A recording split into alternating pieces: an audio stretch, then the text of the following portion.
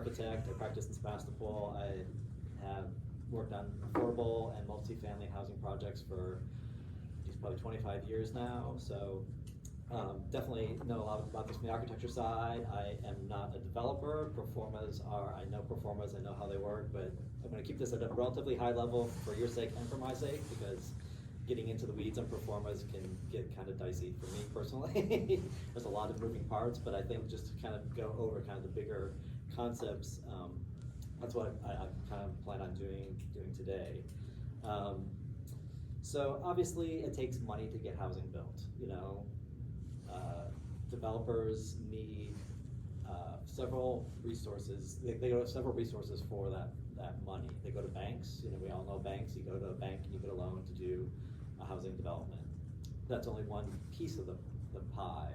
They also have their own money. They have to start, you know, usually when they're starting a project, doing initial feasibility studies, doing initial architecture designs, all that money, usually before you get to the bank, either comes from the developer's own pockets or it comes from equity investors. So the developer has equity investors that, you know, it's sometimes, depending on the size of the project, small projects, it could be individuals, it could be your family, it could be your neighbors, friends, want to help you, support you doing a small project. They'll give you a chunk of money with the anticipation that they're going to get some kind of return on that at the end of the day. There's also, for bigger projects, you get a lot of big kind of equity funds, housing investment funds, insurance companies pool their money, give it to a developer to do housing development. And they also expect a return on that money, just like the bank expects a return on its money. So all this money, most of the money that developers get costs money. And I think an important takeaway from today is that the riskier a project is for a developer, the more that money costs. So just like when you're doing, you know, your own investing in the stock market or mutual funds or whatever, and you're talking to your financial advisor and they'll ask you for your risk threshold. You know, are you looking for something that's high risk that could potentially have a very high return, or do you want to keep it safe and just invest in, you know, CDs and money market funds that are just safe kind of cash holding, but you're not going to get that big return. So the equity investors kind of work the same way. If they see a project that has a lot of risk involved, they're like, we're going to give you the money, but we expect, you know, 15% return on this money at the end of the day, because, you know, we could potentially lose this money.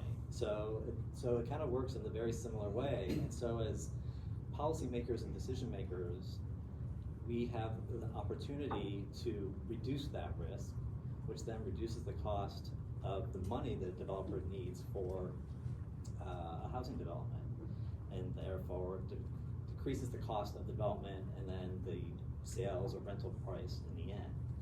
So anything that we can do to kind of take the risk out of a project, and so those are things like mostly long, complicated, unknown entitlement processes.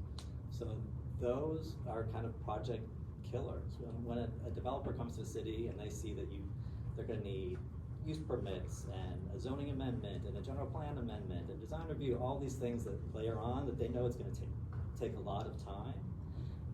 That time is a risk. You know, I'm sure we all heard stories like pre-COVID, there were lots of developers that were ready to line up to do their projects, and then COVID hit and everything shut down. You know, I live in Sebastopol. We had this new hotel that was proposed. It was going to break ground in spring of 2020. We all know what happened in the spring of 2020, and you know, 4 years later, we're still waiting for that hotel to break ground. And you know, the city was banging, you know, expecting to get the TOT tax from that. You know, Sebastopol's having a lot of financial issues right now. We could really use that money, but you know, that's to say like the longer we draw these processes out, the more risk is involved, and the developers, the time is money. We all know that. The time is money, and that extra time just adds to the cost of the project. So let's see. And so along with that kind of entitlement process, so the more we can do to make the approvals discretionary, the discretionary approvals go away, the better it is for the project developer and the bottom line of the project and the overall affordability of the project.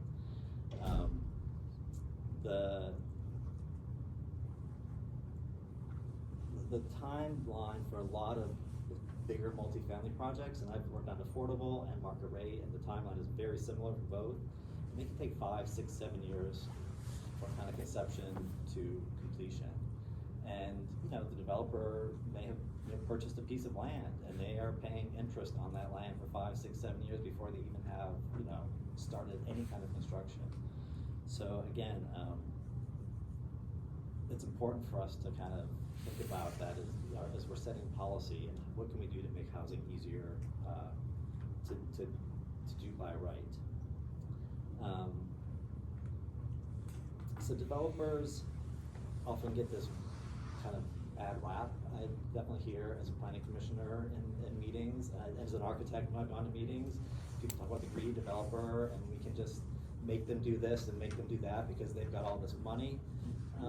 Those kind of pieces of the pie from the banks and the equity investors and the developers' own money, the banks get paid off first. So they're the kind of first in line. Equity investors get paid off next. The developer gets paid last. So they're kind of at the bottom of kind of the tiers of the funding that goes into this. So while, sure, there's developers that make money, most of us usually need to make money in some capacity. I'm an architect. I like doing architecture, but I don't like it enough that I can do it for free. So I want to, make some money doing what I do. And I think we have this expectation that for some reason the developers shouldn't be making money. And there are some developers that maybe make more money than we think they should. There's some doctors that probably make more money than they probably should. There's a lot of people that make more money than maybe we think they should. But I think I hope that as decision makers, we don't kind of come to look at projects and developers as having some kind of ill intention in mind. We all live in housing. We all live in some place that a developer probably built. And even if it was just someone who built a house, they were in a sense a developer of even just a single house.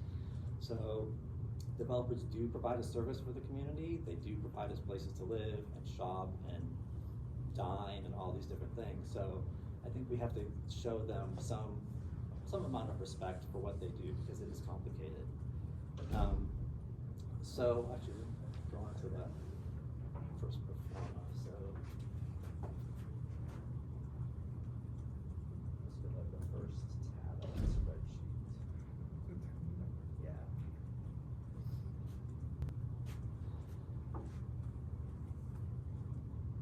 So this is, I've got a couple different kind of examples. This is again a very kind of high level pro forma. So on the left side here at the top, this is going to be a 15-unit project actually. So we have, you can see in the blue up there is a studio. We have 4 studios. We have 6 1-bedrooms and 5 2-bedroom units in this project.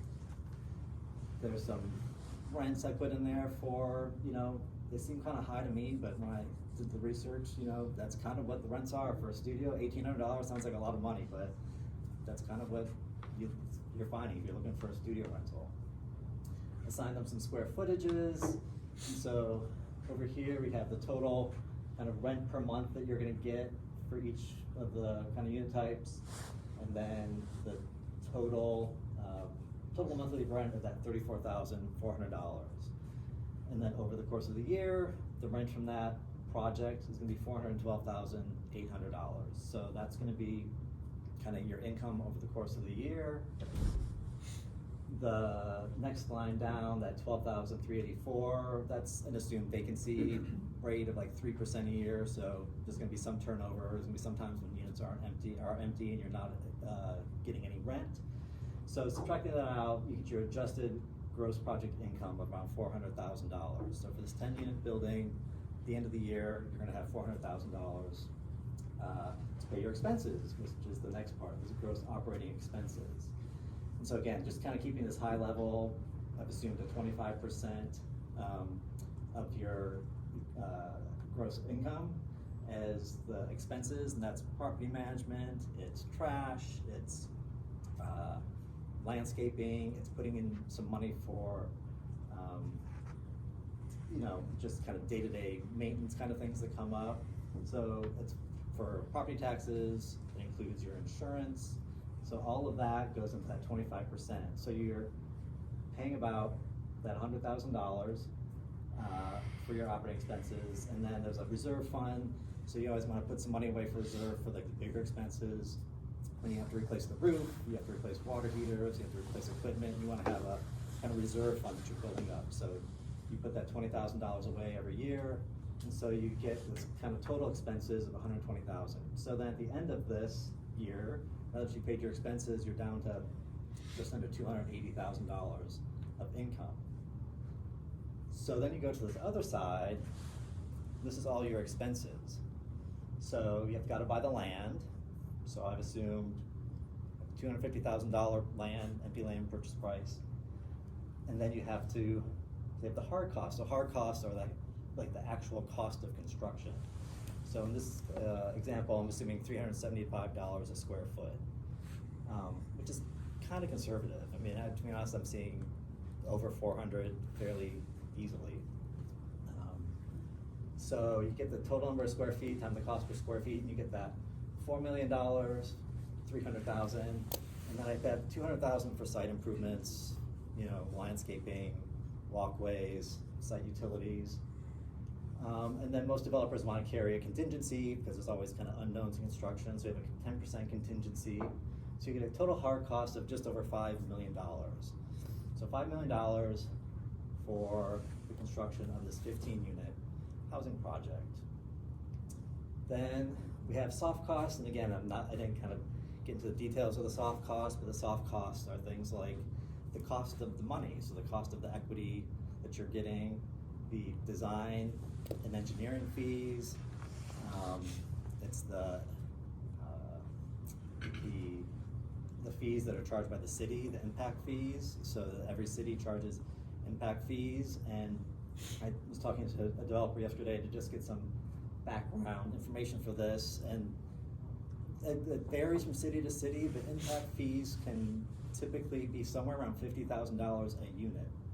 So for this 15-unit project, we're talking hundreds of thousands of dollars just in fees. So that $50,000 that the city is getting, and we can talk about the necessary, the need for impact fees and all that, but it certainly adds to the cost of a project. So that's $50,000 just right out the door. Permit fees, just building permit fees, those tend to be in the $10,000 to $15,000 range. So just from impact fees and building permit fees, you're probably $60,000 to the city per unit. And again, that can range a lot. I mean, I've heard of upwards of $80,000, $90,000 a door for impact fees in some cities. I mean, it can be significant. And again, that's some of the people in this room have some say on setting impact fees, or just think about that when it comes up for discussion, and how that impacts the cost of the housing development. So I mean, all those things kind of go into this. Scroll down a little bit. Kind of lost my place here. Yeah, that's for the soft cost. So that's the $1.2 million of soft cost. So you get your total project cost of $6.5 million, hard cost, soft cost, which comes out to over $400,000 per unit, per door. And then there, obviously the cost per unit would change a little bit between a studio and a 2-bedroom, but just sort of per door, the breakdown, that's kind of what you get. So then anyway, then you get down to where this money comes from. So you have, usually, you don't usually get a loan for 100% of the project. You do have an equity, and it's often this kind of 20-80 split. It can vary, sometimes it's 35-65, but in this example, I'm using 20% equity, so that's the developer's own money or equity investors, and then the amount of the loan you're gonna get. So that $5 million loan,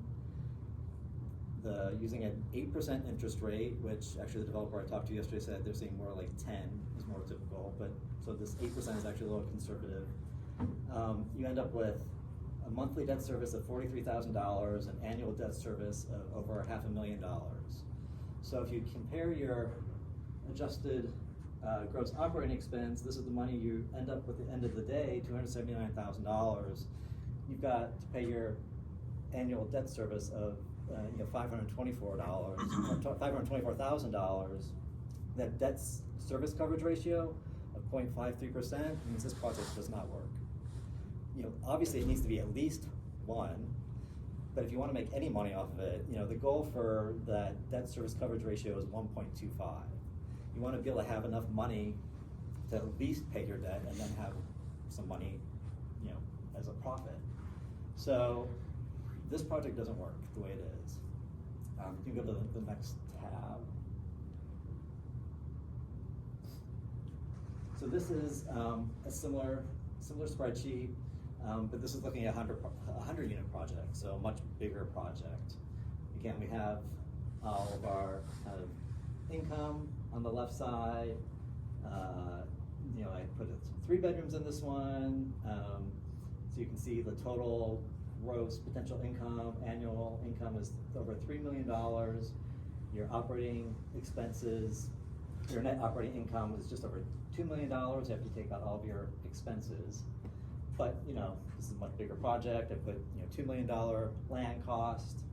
I kept the hard cost the same, $375,000 a square foot. Bumped up the site improvement numbers. Again, these are all kind of relatively conservative numbers.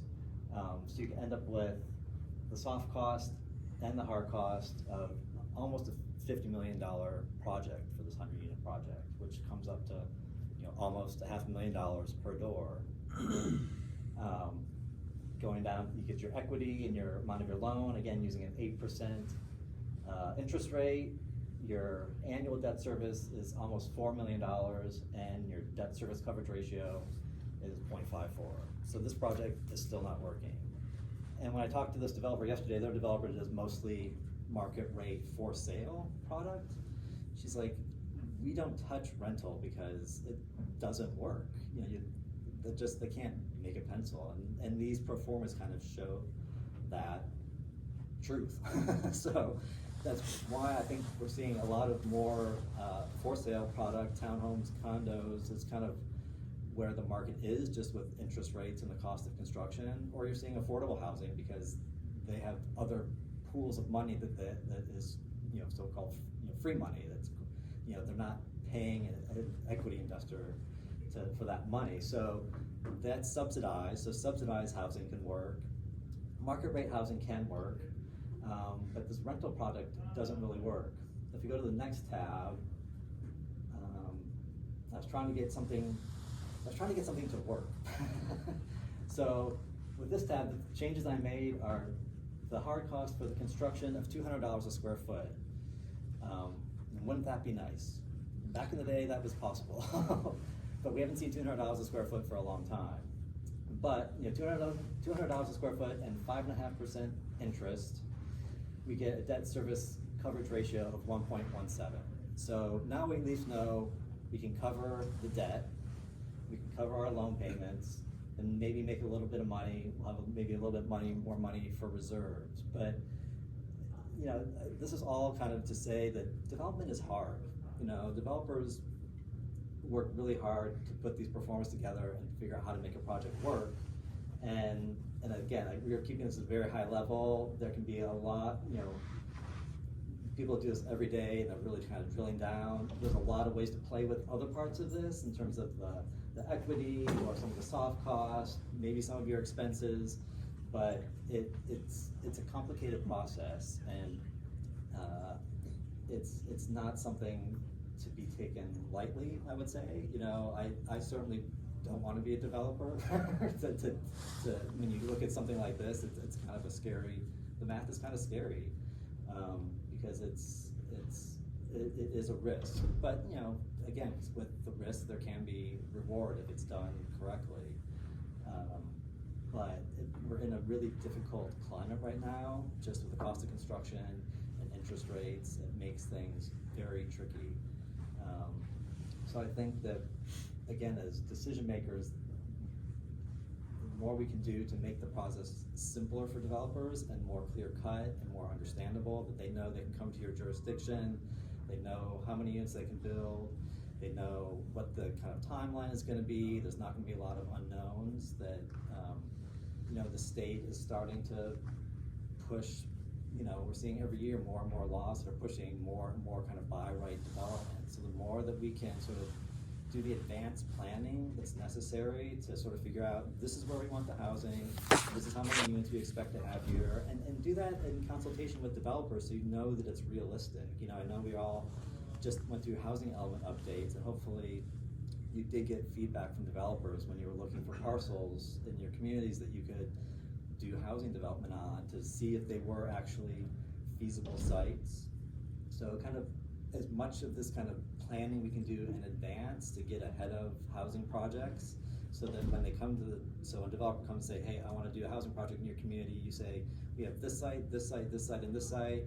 They're approved for this many units. You can do this high, just have all the kind of parameters in place so that the developer can come in, and if they can do it by right without having to go to a public meeting, the cost of that equity money is going to be much lower, and that's going to kind of help lower your soft costs. That's how you can kind of impact the soft cost, by lowering the cost of that money.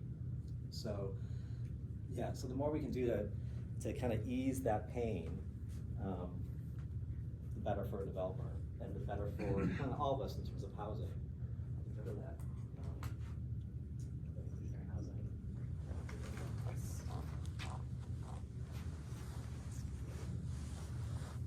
So you learn. So this is it's an inclusionary housing calculator, and this is kind of works the same way as the Performa, but let's go to low-rise rental. In a strong market, we all have a strong market here. I think we're gonna take a quick tour. So I did a little kind of example here. So this kind of tells you, it's called the inclusionary housing calculator. So you can kind of play with some of these parameters. It's kind of fun. So you can see it kind of tells you in real time if your project is feasible or not. So. So if we go to, let's do 150 units for this base unit here.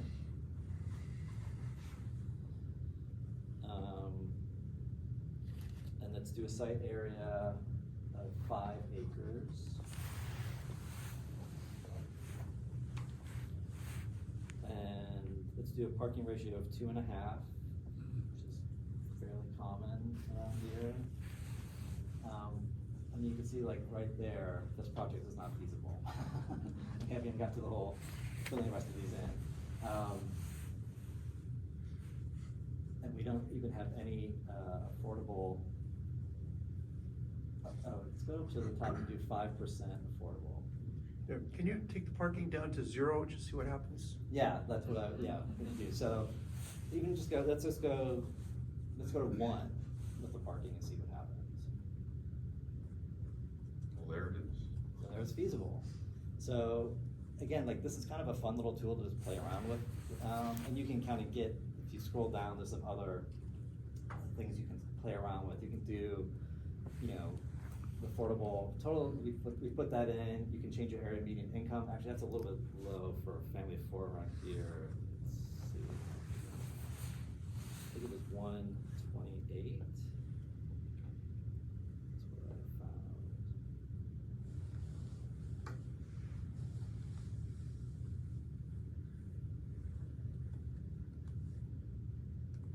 Yeah, it was 128.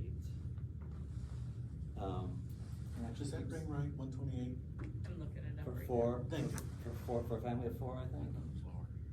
Family of 4 right now, yeah, you're right, 128, 100, Yeah. nicely done. County Sonoma. County Sonoma, Okay.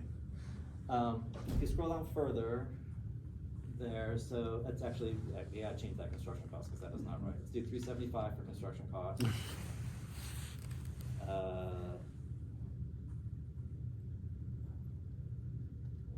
for land cost.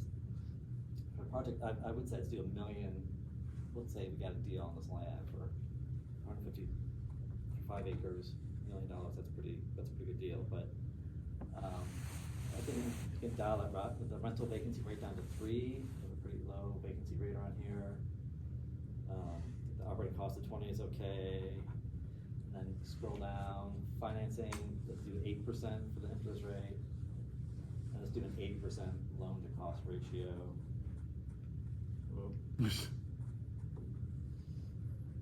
See, I mean, just, again, you can really play with these things, and this kind of gives you, it's a much faster method than that spreadsheet I was looking at, and you can just kind of really look at what part of these can you change as the decision maker. Is this available to? Yeah, so it's called Calc. The website is calc.inclusionaryhousing.org. I'm sorry, what is it? Calc. Cal? CALC. I can Like send calculation. the link out to everyone after as well. Learn about that. Yeah. So yeah, so you can see just kind of what playing with some of these numbers will do, and how, let's see, I think that's decent for the profit, the cap rate is fine. But yeah, if you go back up and we kind of play around with let's see what else can we play around with. Take away do 0% inclusionary, see if it works with 0% affordable up at the top. Nope, still not feasible.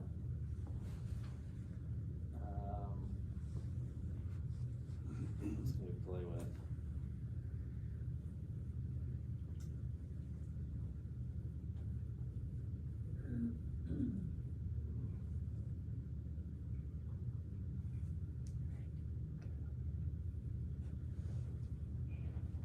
So have the developers on this program done an analysis on which factors have the most impact?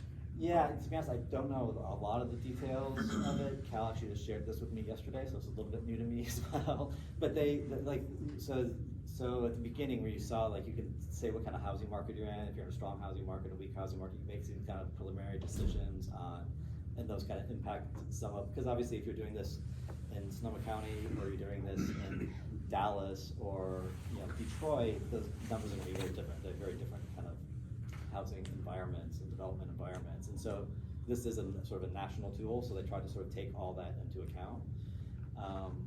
But it's kind of fun to just go in here and play with and kind of just dial these things up and down and see at what point you can get to the feasibility or not. Because it is a tricky thing to do. I guess that's kind of my overall message to you today is, like, development is tricky, and there's lots of different inputs that have to be considered when you're a developer, and some of them they have no control over, like interest rates and things like that, and limited ability to really affect construction costs. So there's certain things that are somewhat fixed, but there are things like parking ratios. If we took the parking ratio to 0, we can see if that does that make this feasible if we have no parking requirements? Now we're feasible, Is it feasible to have no parking? Maybe not. Maybe half a space per unit could work. Half a space per unit still looks feasible, but we also have no inclusionary. So again, it's a balance, and inclusionary is a tricky thing. I'm on a planning commission. We talk about inclusionary housing a lot. People want inclusionary housing. They want people always on the planning commission say, but I want the units to be built. But if the inclusionary, kicks us into not feasible, it's not going to be built. And so you can have a 20% inclusionary housing requirement, but if you're not getting any developers coming to your town building housing, you're not getting any units. So it's a tricky. Does this come with some basic calculations of sizes for studios, or is that something you added in? I think you can get, you can play with that here. So you can say the size of the units, the approximate rent. Where will we find a good starting point for Sonoma County? Is there a... when I was kind of researching this, you just go like apartments.com and you can say, I'm looking for a 3-bedroom apartment in Santa Rosa or wherever, and they'll show you what's available. And so that gives you a good starting point for understanding rent, just kind of look for rents in Sonoma County in your jurisdiction. And you can play around with those rent numbers. So yeah, there's I lots like of that it things gives you the site density of their. Yeah, you can understand. So, there it is. Just 30 Yeah. units per acre, that's Yeah. pretty good density. That's pretty good Yeah. density. So that's the thing too, like, you know, I know Sebastopol, we don't allow 30 units an acre pretty, I mean, you down, like, right in the heart of downtown, that'd be really dense in Sebastopol. So that probably wouldn't fly, so we'd have to reduce the density, which is probably gonna trip us into not feasible.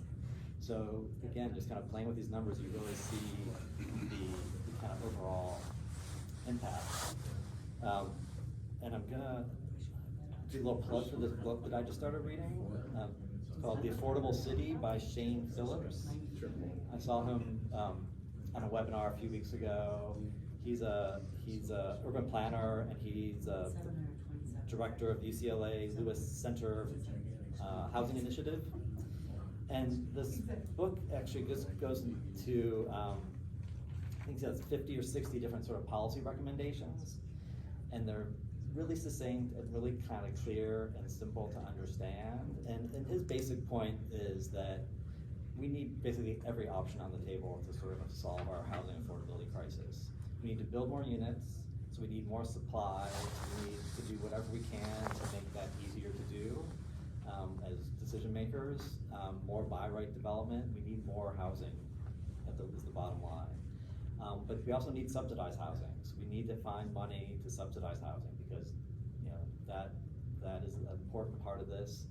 So we need supply, we need subsidy, and we need Education. no, it was an S. There was 3 S's. Stability. We need stability. So we need renter protections. So, you know, we have rent control or just cause evictions and all those kinds of things. Like we need he's like, we need all of this. But it all needs to be balanced. And he actually talks about inclusionary in this. And he says inclusionary is fine. His preference is much more for density bonuses. And so if his kind of point about inclusionary is if you're going to do inclusionary, you need to get some kind of benefit to the developer for doing that. You can't just say, here's our zoning requirements, do inclusionary. Just like the density bonus law works, like if you do a certain number of units and hit the threshold, you can reduce your parking requirements, you know, by state law. You can reduce, you know, you can ask for incentives basically through the density bonus law. And so his point is, if you're going to do inclusionary, you kind of need to offer similar incentives. You need to allow higher density, lower parking requirements, lower setback requirements, more height, like all those things need to go with the inclusionary, because the developers, if it doesn't pencil, they're not going to do it. Where do you get good information on that parking ratio? Because I'm seeing a lot of times people will say that's not going to work.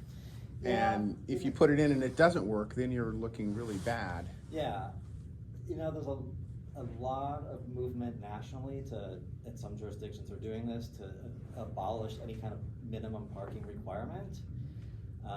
And that doesn't mean that parking is not going to be built, because a developer is building a project, they want to sell or rent their units. And if they're in a place where cars are an absolute necessity, they have to provide parking or no one's going to rent or buy those units. So the point is more to let the developer figure out what they need, because a housing development even downtown Santa Rosa, where we don't have great transportation infrastructure, but you know, is generally walkable. You can get to a lot of goods and services without a car. You know, that's gonna be a different parking requirement from someplace out in West County, you know? So it really just depends, you know, So tenants, because I haven't rented an apartment Yeah. since I was 6 years old. Yeah. So do tenants really look at the number of parking spaces available, or do they say they'll make it work? I mean, what is Well, another way to approach this too is to decouple the parking from the apartment. So typically now, like when you rent an apartment, it comes with 2 parking spaces, say, and you get either an assigned lot or it's just open or whatever, but you're paying for that parking. If you only have 1 car, you're paying for the parking. It doesn't really matter. And so the concept of decoupling is if you can rent the apartment for whatever the apartment rent is, and then if you only have one car, I only wanna rent one parking space, you can rent one parking space. And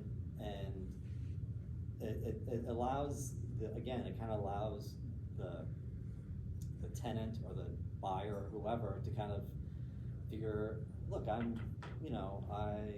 work in downtown Sebastopol, this apartment's in Sebastopol, I can ride my bike to work, you can get rid of a car, so I only need one parking space, so I'm gonna rent this apartment, but I'm also gonna rent just one parking space because,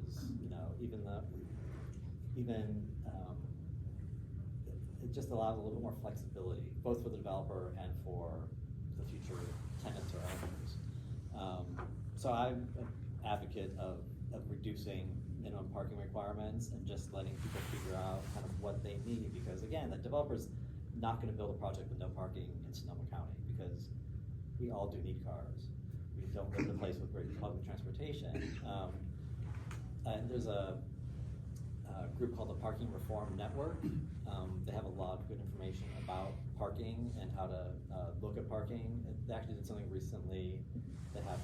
They've mapped all the largest, the 100 largest cities across the country, their downtown cores, and they kind of calculated what percent of their downtown core is dedicated to parking. This is like developable land, so not streets or sidewalks, but actual blocks that could be built upon.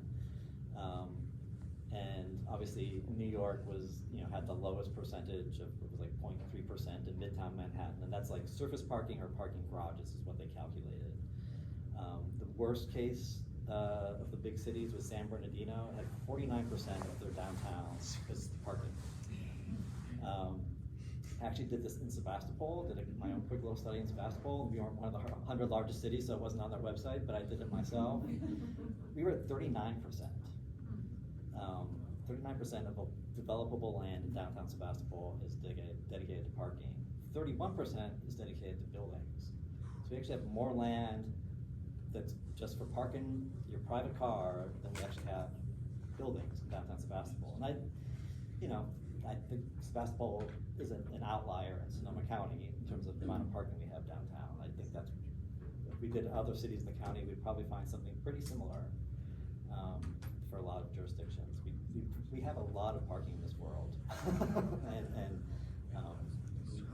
and we still have this need to control it for some reason, and we always have this fear of lack and not enough. Yeah. We just had a presentation from some architects, Kim and Petaluma, about design. I mean, really nice designs of multifamily, and they included a lot of concepts of open space, some minimum landscaping but shared, multifunctional landscaping, multifunctional spacing, being able to view each other across air spaces and the like. So really interesting designs. But how much cost, from an architect's point of view, how much actual cost is that, instead of just building just a concrete block in the old projects? By doing this really beautiful design, what percentage of costs, of construction costs, does that really add in there? It's a good question. I mean, there's just so many variables. I mean, I personally believe you don't need a lot of money to do good design. I think you can do good design on a budget. You can also do good design on a huge budget. I don't know if the design is not necessarily, good design is not necessarily a function of the cost. I mean, there certainly are things that do cost more, like, materials or something, finished materials and things can cost more. But, I will say, like, because I've done market rate and affordable housing projects, the cost is generally the same for construction. Actually, affordable housing tends to cost more because they usually have some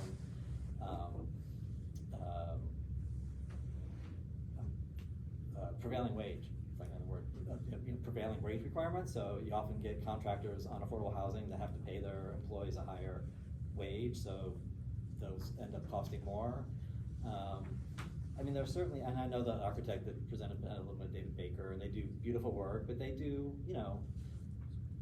some of it is expensive. They did the Healdsburg hotels, and those are, pretty high-end and fancier hotels, and those had a fairly high construction cost, but they also do a lot of affordable housing, and they do it, on, somewhat of a budget. I mean, that $375 a square foot that I was, using for these, again, that could range wildly. That's probably the bottom around here for multifamily housing, but you can certainly go up to $450, $500, $600 a square foot. A lot of that comes down to also just the efficiency of the project from the get-go. More units are gonna be more efficient, and more of the same kind of repeated unit type is gonna be more efficient construction than smaller projects or projects that have a lot of different unit types. So really that, in my mind, probably impacts the cost of a project, the construction cost more than the real architectural design details or even materials. It's really like how efficient the layout is. If you can stack your plumbing, get all the plumbing walls back to back, minimize, hallways and common spaces and things like that. That has a bigger impact on the overall cost of the project than the finished materials or things like that. And there's a lot, even in finished materials, there's a huge range. I mean, you can go to, Home Depot and buy a faucet for, $35, or you can go to a plumbing fixture center and buy a bathroom faucet for $500. I mean, there's a huge range in there, so, it really depends on what the housing is for. If you're doing high-end luxury condos, you're gonna be paying a higher cost per square foot, and they're gonna have higher expectations on some of those design details than, other. I think, I think also good design, good aesthetic design is less dense on a property, so it depends how many units you're looking for, on a property. Yeah, I think that depends too. I mean, I think people have higher density, and it depends on the city and the jurisdiction, and, so obviously you can build higher density projects easier and to fit in better in downtown Santa Rosa that has some density versus Sebastopol, for example, where we don't have that kind of dense. Yeah. You made this, he's a really good architect. We got one of his projects in Cloverdale, and it's just a pleasure to work with, but, now we're talking about parking. I've actually seen projects in Cloverdale just, not happen because of our, very, draconian parking requirements, so I'm glad we're having this conversation, but just because I've got an architect here, I wanna ask you, what we're here, we're talking about, how to make housing affordable in our jurisdictions. I mean, that's kind of what we're talking about today. But, the biggest expense is the build. And, we're watching all of these buildings go up in Sonoma County. These commercial buildings go up like almost instantly because they're, prefabricated. And then they're just trucked to the site and put up. And the technology is here today to take your, designs like Cherry Creek Village and build it in a warehouse somewhere in California, even though that place doesn't exist. We've got building manufacturers building beautiful custom homes, building housing on the East Coast, but we don't have that manufacturing center in California. And meanwhile, our Senate Pro Tem is talking about bringing manufacturing back to California, which I would think that these are two areas that kind of connect, and we're not making that connection in the industry because it's that stick-by-stick construction in many cases that is also making the projects not pencil. And I'm just wondering if you're seeing any inroads in California for us to get to the point where we can start putting these buildings up faster and more efficiently and for less money. Yeah, a little bit. There are a few kind of. We've got zones in Petaluma, which I love, but I'm talking about, projects that to scale that, like affordable housing projects that you. Again, I'm totally blanking. What's the place on Mare Island? Factory OS. Factory OS. That's the only production. Yeah, so that's Factory the only OS is like the one, and they're doing a good job. Their units were used for the AC hotel off the 101 as you're driving through Santa Rosa. Yeah. We just need more of that. Yeah, no, we do, and it's a tricky thing because I've worked on projects where we've looked at going that route, and it doesn't always make sense. It doesn't always come in cheaper. What it does, it definitely does save you the time of construction. So it does help on that part of the equation, the reduced time and cost of kind of the construction loan period, basically. But it still does, even with our, inflated construction market right now, it's still kind of hard to get those units to come in a lot cheaper, overall. But we are seeing more of them, and Factory OS is doing a lot of really good work. But they also need they definitely aren't as competitive on like the Cherry Creek project side. So that's like a 24 unit project, if people aren't familiar with it. Like that is like, that's still stick built is gonna be cheaper than the manufactured, something trucked in. They still need a lot of units to make that work. What is the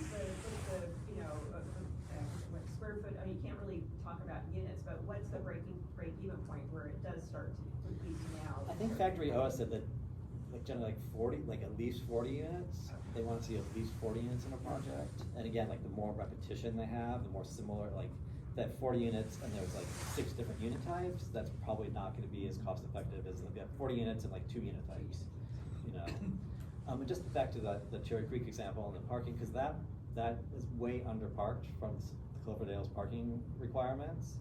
And I was there. And yet there's always parking. And I was there. I was a photographer at 7 o'clock in the morning on a Sunday when I think it's pretty safe to say like everyone who has a car was probably there.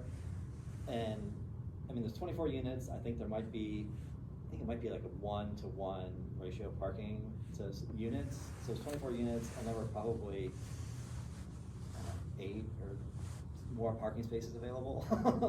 At 10 o'clock or 7 o'clock on a Sunday morning. So even though we got Cloverdale to allow us to do way under their parking requirement, I would still say it's probably overparked. You probably could have fit another unit in there. Yeah. I think that's Yeah. the lesson, and also like that's the feedback that planning commissioners and policy makers need to hear about. Yeah. Because that's what we always hear, oh my God, there has to be parking, oh my God, Yeah. we hear the panic, but we never hear, oh, well, guess what, we actually got it down to the absolute lowest of your parking, and with that, we could have housed another person possibly. There's an organization called Transform. I don't know if they still exist. They still exist? Oh, yeah. Yeah, they had this whole program that they went and looked at multifamily housing projects around the Bay Area and where they're located, proximity to transit, all these different things, and they went like at 7 o'clock on a Sunday morning or whatever and counted how many vacant lots, spaces they had. And so they kind of came up with their own set of recommendations based on, where you're located, proximity, so you can kind of plug in all these kind of values and sort of figure out. And they had things like, if you give all the tenants a free transit pass, every month, like what does that do to the parking requirement? And it drops it. Like if people get a free bus pass and they are close to a transit, a bus or a train or whatever, they'll do it actually. And also things like car share. If you have a big enough housing development, you can do your own car share program, reduce your parking requirement. Let the developer provide car share for their tenants, and they can, people will, if I had car share in Sebastopol, I would definitely get rid of a car. My wife and I, we have 2 cars. Most of the time, I have at least, one of our cars is just sitting on the street. If I had reliable car share that I knew I could just get a car when I needed one, I would definitely get rid of one of my cars. So those are things that can be part of this conversation on parking. And parking really, you can see it like in this example, like the parking really does have an impact on the overall project, go or no go.